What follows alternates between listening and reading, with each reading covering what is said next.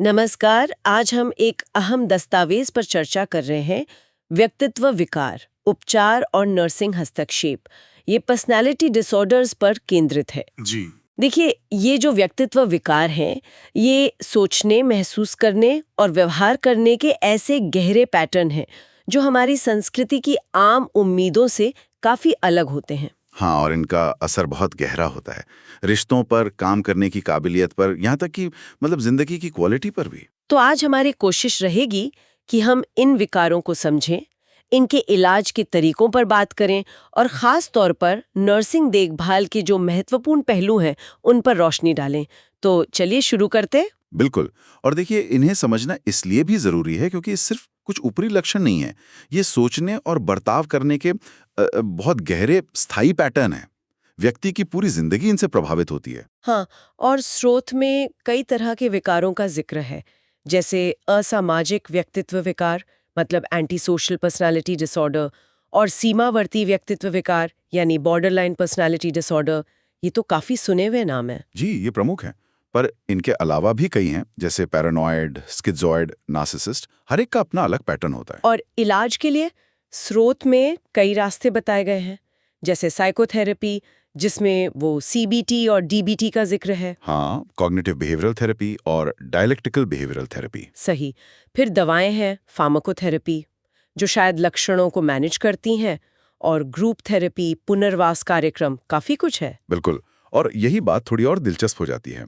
जैसे आपने कहा, साइकोथेरेपी, खासकर डीबीटी, वो बॉर्डरलाइन पर्सनैलिटी डिसऑर्डर के लिए अक्सर बहुत बहुत प्रभावी मानी जाती है। अच्छा, ऐसा क्यों? क्योंकि डीबीटी सीधे उन चीज़ों पर काम करती है जो बॉर्डरलाइन में खास होती हैं, जैसे भावनाओं का बहुत तेज़ी से बदलना, रिश्तों में अस्थिरता, बिना सोचे समझे व्यवहार करना।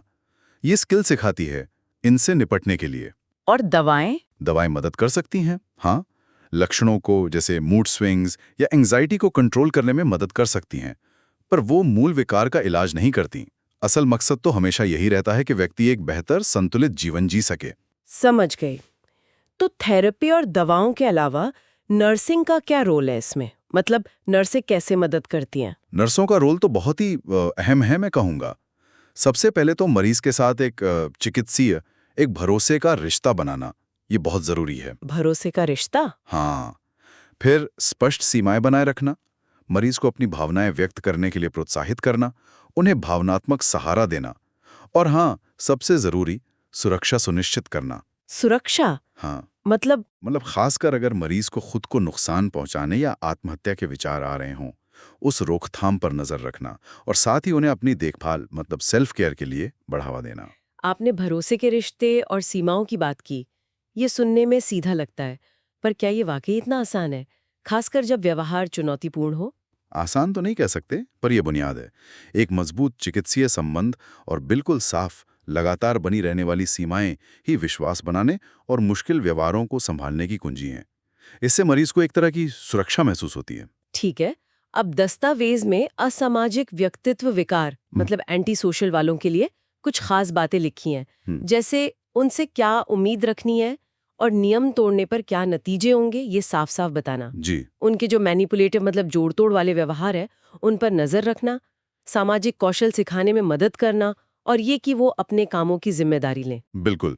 और अगर आप देखें, तो ये हस्तक्षेप सीधे असामाजिक विकार की जो मुख्य विशेषताएं हैं, नियमों की परवाह न करना, दूसरों के अधिकारों का हनन करना, उन्हीं को संबोधित करते हैं ना। हाँ, सही कहा। जब आप स्पष्ट उम्मीदें और नतीजे तय करते हैं और जिम्मेदारी पर जोर देते हैं, तो आप सीधे उसी पैटर्न को चुनौती दे रहे होते हैं। और बॉर्डरलाइन पर्सनालिटी डिसऑर्डर के लिए स्रोत कहता है कि वहां सीमाओं के साथ लगातार और दृढ़ रहना जरूरी है, मतलब कंसिस्टेंट रहना। हाँ, कंसिस्टेंसी बहुत जरूरी है। और उन्हें मुकाबला करने के कौशल मतलब कोपिंग स्किल्स सिखाना, भावनाओं को रेगुलेट करने में मदद करना, जी। जैसे वो माइंडफुलनेस या ध्यान भटकाने की तकनीकें। जी, इमोशन रेगुलेशन स्किल्स। और यहाँ भी आत्मचोट या आत्महत्या के विचारों की निगरानी करना। बिल्कुल। देखिए, बॉर्डरलाइन विकार में भावनात्मक अस्थिरता, वो इमोशनल इंस्टेबिलिटी, एक बहुत बड़ी चुनौती होती है। इसलिए उन्हें भावनाओं से निपटने के तरीके सिखाना और लगातार स्पष्ट सीमाएं बनाए रखना अत्यंत महत्वपूर्ण है। सुरक्षा तो हमेशा हमेशा ही सर्वोच्च प्राथमिकता है। असल सवाल यही है कि उस अस्थिरता के बीच स्थिरता कैसे प्रदान की जाए।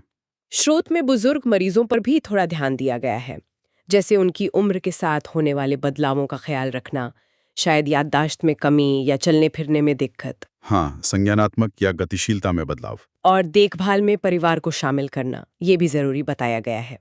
हाँ, परिवार का सहयोग बहुत मायने रखता है, खासकर बुजुर्गों के मामले में। और आखिर में बात आती है फॉलोअप की। अस्पताल से छुट्टी के बाद की देखभाल, घर पर देखभाल यानी होम केयर और पुनर्वास। जी, ये बहुत ज़रूरी है। इसमें छुट्टी की योजना बनाना, शायद घर जाकर देखना, कम्युनिटी के जो संसाधन हैं उनसे जुड़ना और उन्हें फिर से आत्मनिर्भर बनाने में मदद करना शामिल है। बिल्कुल सही। ये निरंतर समर्थन और पुनर्वासी है, जो लंबे समय तक स्थिरता और स्वतंत्रता सुनिश्चित करने में मदद करता है। बात सिर्फ अस्पताल में इलाज खत्म होने की नहीं है, बात है उन्हें वापस समुदाय में एक भरपूर, स्वतंत्र जीवन जीने में मदद करने की।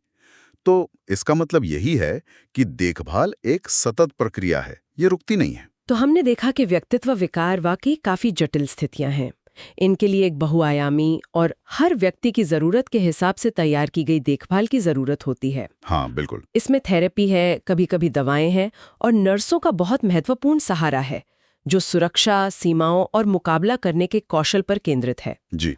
और असामाजिक और सीमावर्ती जैसे अलग-अलग प्रकारों के लिए विशिष्ट दृष्टिकोण भी मौजूद हैं। हाँ, और चलते चलते बस एक विचार मन में आता है, इन विकारों से जो एक सामाजिक कलंक जुड़ा है, जो स्टिग्मा है, उसे हम कैसे कम कर सकते हैं? ये एक बड़ा सवाल है। और एक समाज के रूप में हम कैसे ज्यादा सहानुभूतिपूर्ण और जानकारी से युक्त देखभाल को बढ़ावा दे सकते हैं? क्योंकि ये याद रखना बहुत जरूरी है कि सही उपचार और समर्थन के साथ व्यक्ति अपनी स्थिति में महत्वपूर्ण सुधार ला सकते हैं। वे बेहतर जीवन जी सकते हैं। बिल्कुल, सोचने वाली बात है।